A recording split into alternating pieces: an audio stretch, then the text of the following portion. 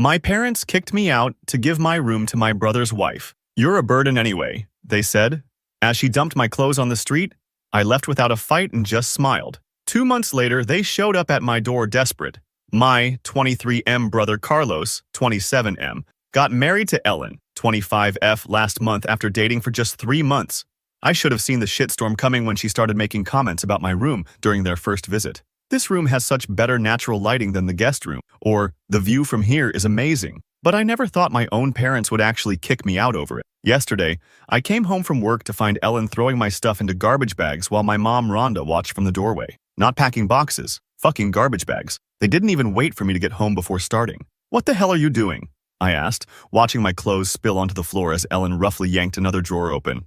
Oh good, you're home, my mom said, like this was totally normal. Ellen and Carlos need more space, so we're giving them your room. The guest room is too small for a married couple. I stood there watching Ellen manhandle my laptop, nearly dropping it as she shoved it into a bag. Careful with that, I snapped, moving to grab it from her. That's a work computer. Don't talk to her like that. My brother Carlos appeared from nowhere, getting in my face. Show some respect to my wife. Respect? She's throwing my stuff in trash bags. That's when my dad Henry came thundering up the stairs. What's all this yelling about? Dario, are you giving Ellen trouble? Of course. Of fucking course, he'd assume I was the problem. It's been like this ever since Carlos was born. He was the golden child who could do no wrong. And I was just there, the spare, the backup plan. I just got home to find them throwing my stuff out, I said, trying to keep my voice steady. No warning, nothing. We told Carlos and Ellen they could have your room 2 days ago, my mom chimed in. It's not our fault you're never around to hear these things. I wanted to scream. I work 50-hour weeks at Dad's business doing all the back-end work he's too technologically illiterate to handle himself. The only reason I'm never around is because I'm always working. You're 23, Dario, my dad said, in that condescending tone I've heard my whole life. It's time you moved out anyway. You're becoming a burden. A burden. The word hit like a punch to the gut. I'm the one who modernized their entire inventory system. I'm the one who set up their online ordering. I'm the one who manages their social media and customer service. But sure, I'm the burden. Ellen smirked as she dumped another drawer of my clothes onto the growing pile. Don't worry. I'll take good care of your room. I'm thinking of painting it sage green. It'll look so much better than these dark walls. I looked around at my room, my space since I was 5 years old. The walls I'd painted navy blue myself when I was 16. The built-in desk I'd installed last year. The custom shelving I'd put up for my books and gaming setup. All about to be painted over in fucking sage green. But something in me just clicked, like a switch being flipped. I felt weirdly calm. You know what? Fine. I started gathering up my scattered clothes, putting them back in the bags properly. Give me 24 hours to pack everything correctly and I'll be gone. They all looked surprised at my sudden cooperation. Ellen's smirk faltered a little. Well, good, my mom said uncertainly. That's very mature of you. I spent the next few hours methodically packing while they hovered, probably expecting me to snap. But I stayed quiet, carefully organizing my things, making sure to take everything that was mine, including the desk and shelving I'd paid for myself. My friend Mackenzie's letting me crash at her place until I figure things out. She was furious when I told her what happened, offered to help me destroy their lives. But I told her not to worry. I've got something better in mind. See, what my family doesn't know is that I've been preparing for something like this. Not this exactly, but I knew someday they'd try to screw me over. I've got savings. I've got connections from working with Dad's clients. And most importantly, I've got all the passwords and access to every system I set up for their business. They never bothered to learn how any of it works. I'm not going to do anything illegal. I don't need to. They just handed me everything I need to destroy them completely legally. Dad wants to call me a burden? Fine. Let's see how well they handle the burden of running their business without me. Update 1. Hey Reddit. I honestly didn't expect my last post to blow up like that. Thanks for all the support and advice. A lot has happened in these 2 weeks and I need to get this off my chest. Quick recap.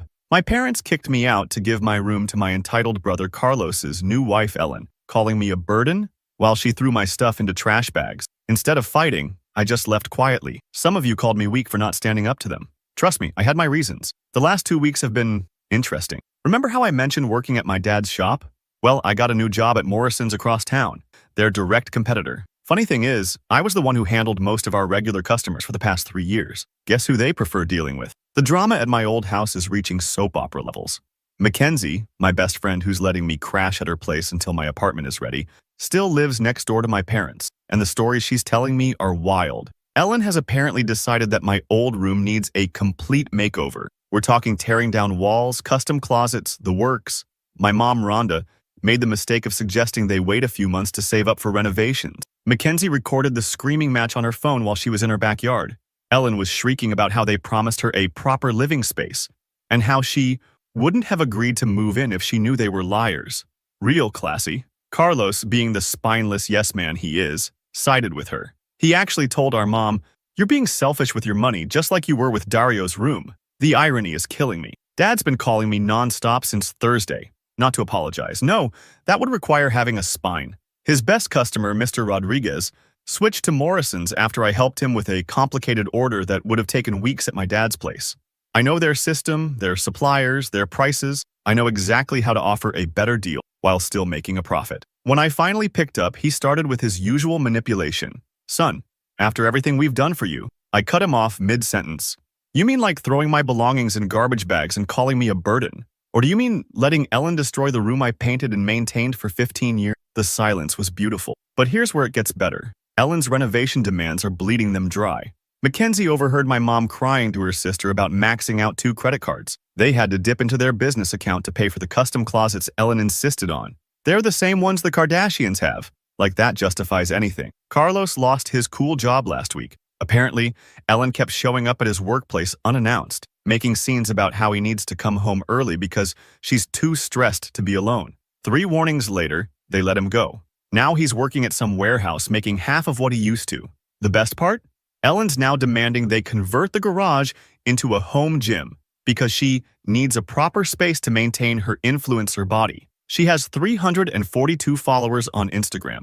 My dad's face when she presented him with a $15,000 quote for gym equipment was priceless.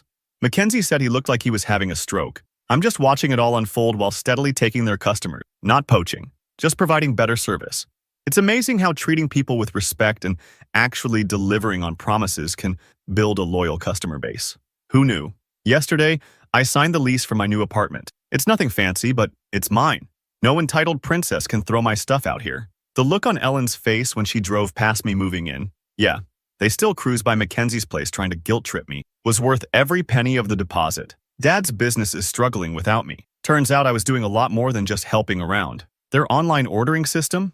I built that. Their supplier relationships? I maintained those. Their customer service reputation?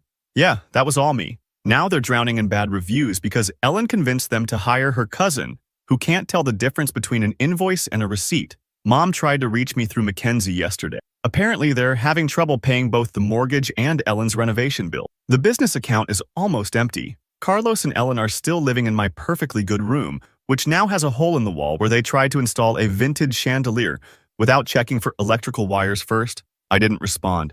Just like they didn't respond when I asked for an hour to pack my things properly instead of having them thrown in garbage bags. You reap what you sow. Mackenzie says Ellen's now talking about wanting to convert the basement into a content creation studio. I wonder if my parents' credit cards can handle another hit. Guess we'll find out in my next update. Update 2. I wasn't planning to post another update so soon, but holy shit, you guys. The absolute chaos that's unfolding right now is beyond anything I expected. Quick recap for those who missed my previous posts. My parents kicked me out to give my room to my brother Carlos's new wife, Ellen, calling me a burden. Instead of fighting, I smiled and left. Then I started working at their competitor and systematically taking their clients through better service. Well, the shit has officially hit the fan. Remember how Ellen was demanding all those renovations? She convinced my parents to refinance the house to fund her vision. New kitchen, expanded master bathroom, custom closets, the works. My mom, Rhonda, was against it initially, but Ellen worked her manipulation magic on my dad, Henry. But don't you want your first grandchild to grow up in a beautiful home? Yeah, she dropped that bomb to get her way. She's not even pregnant. The renovation costs spiraled out of control. The contractors found issues that needed fixing. Ellen insisted on premium materials. Meanwhile, I've been quietly growing my client base at the competing business. Remember those detailed notes I kept about all our customers' preferences and pain points? They're coming in real handy. One by one. They're switching over. Not because I'm bad-mouthing my family, I'm just offering better service and actually following through on promises. Yesterday, I was grabbing coffee when I overheard my former neighbor talking. Did you hear the screaming coming from Henry and Rhonda's house last night?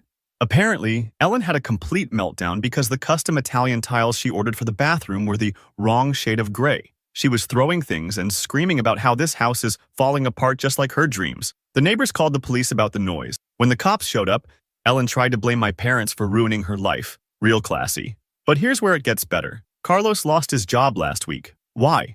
Ellen kept showing up at his workplace unannounced, making scenes about how he needs to stand up to his parents and demand his inheritance early. She actually screamed at his boss for exploiting Carlos by making him work 40 hours a week. They asked him to take a leave of absence. He quit instead. The family business is circling the drain. Turns out I was handling way more than they realized. Dad's getting desperate. He tried calling 3 times this week, left a voicemail saying they need to talk about the business. Mom sent a text saying they miss my help around the office. Yeah, should have thought about that before calling me worthless and throwing my stuff in garbage bags. Mackenzie, my friend who helped me when they kicked me out, works at the bank where my parents have their business account. She didn't give me any private details, but apparently they tried to get another loan. Denied. Their credit is shot from all the renovation debt. Ellen's still demanding more upgrades, though. Now she wants the backyard redone because the neighbors can see into her space. Carlos and Ellen have started fighting too. I heard through mutual friends that she's blaming him for not having enough money to finish the renovation. She thought his parents were loaded and he'd inherit a successful business. Now she's realizing they're just regular people with a failing business and a mortgaged house. Last week she threw his PlayStation out the window during a fight. That was his main entertainment since losing his job. The karma train isn't stopping there. Remember how Ellen insisted on firing Maria, our longtime housekeeper, because she didn't like the way she looked at her? Maria now works for me. She's actually helping manage the new clients I've taken from my parents. Turns out she has amazing organizational skills that my parents never utilized. She's making better money now and actually gets treated with respect. Dad's drinking more. The neighbors see him sitting in his car in the driveway late at night just staring at the house. Mom's lost weight from stress. Carlos is sleeping on the couch because Ellen turned their bedroom into a yoga studio that she uses maybe twice a week. The renovation work is half finished because they ran out of money. There's literally a hole in the kitchen ceiling that they can't afford to fix. I haven't said a word to any of them. Don't need to. Just sitting back and watching it all implode. My new place is small but paid for. My job is secure. My clients are happy. Meanwhile, their house looks like a construction zone. The business is failing, and they're all at each other's throats. Ellen's latest tantrum was about the neighbors' kids being too loud while playing in their own backyard. She called the police to complain. The cops basically told her to get over herself. Now, none of the neighbors talk to them anymore. I know some of you might think I'm being cold, but remember they threw me out like garbage, called me worthless, said I was a burden. Now they're realizing just how much I was holding everything together. The business will probably close within a month. The house might go into foreclosure if they can't make the new mortgage payments. Carlos and Ellen's marriage is hanging by a thread. All I did was walk away and do better for myself. Their own choices did the rest. Mackenzie thinks I should feel bad for them. I don't. Not even a little bit. They made their bed. Now they can lie in it. Their calls go straight to voicemail. Their texts get read but not answered. They burned that bridge when they chose Ellen over their own son. Just got another missed call from Dad while writing this. The voicemail was just him breathing heavily and hanging up. Think he might have been crying. Too bad. Should have thought about consequences before throwing me away. I'll update again if anything major happens, but honestly, I'm focused on my own life now. Success is the best revenge, and watching them implode while I thrive? Chef's kiss finally. Update. Hey Reddit. It's been about 2 months since my last update, and holy shit, everything just came crashing down. For them, not me. Grab your popcorn because this is exactly what I've been working toward. I was chilling on my couch last night, watching YouTube and eating takeout when my doorbell started ringing like crazy. I checked my Ring camera, bought it after moving out, best decision ever, and saw my parents standing there. Mom was crying, and Dad looked like he hadn't slept in days. Part of me wanted to ignore them, but you know what? I wanted to see this. I opened the door and just stood there, not inviting them in. Mom tried to hug me, but I stepped back. What do you want? Dad started with his usual bullshit. Son, we need to talk. The family's falling apart. No shit, Sherlock, that was the plan. Turns out the business is completely dead. Remember how I mentioned taking their clients? Well, I didn't just take them. I showed them how my parents had been overcharging for years. All I did was offer fair prices and better service. Totally legal, totally brutal. Karma's a bitch, but here's where it gets good. Ellen, that princess they kicked me out for, maxed out 3 credit cards my parents co-signed for. She convinced them it was for home improvements, but really? She was shopping at Nordstrom and booking spa days while bad-mouthing them on social media. My friend Mackenzie works at the spa and kept me updated. The best part? They can't even kick her out because Carlos threatened to cut contact if they did. Mom was sobbing about how they might lose the house. I just smiled and said, like how I lost my home? The look on their faces was priceless. We made a mistake, Dad said. We need your help. You're doing well. We've seen your new place. Please, son. I laughed. Actually, laughed. Remember when you called me a burden? When you threw my stuff in garbage bags? Let me show you something. I pulled out my phone and showed them the email I received that morning. The confirmation that I'm now the proud owner of their house. Yeah, you read that right. I bought it through the bank's foreclosure auction using a shell company. Totally legal, totally ruthless. Mom collapsed on my doorstep crying. Dad started yelling about how I planned this, how I'm destroying the family. I cut him off. No, you destroyed this family when you chose Ellen over your own son. I just watched it burn and roasted marshmallows. Then Carlos and Ellen showed up. Apparently they followed my parents. Ellen started screaming about how this was all my fault, how I ruined everything. I just recorded her meltdown on my phone while smiling. Carlos tried to get aggressive, but stopped when I reminded him that assault charges wouldn't look good on his already terrible job application. You have until the end of the month to move out, I told him. All of you. I own the house now, and I'm not as generous as the bank. They gave you 60 days. I'm giving you 30. Ellen started crying about having nowhere to go. I shrugged and said, there's a Motel 6 down the street if you can afford it.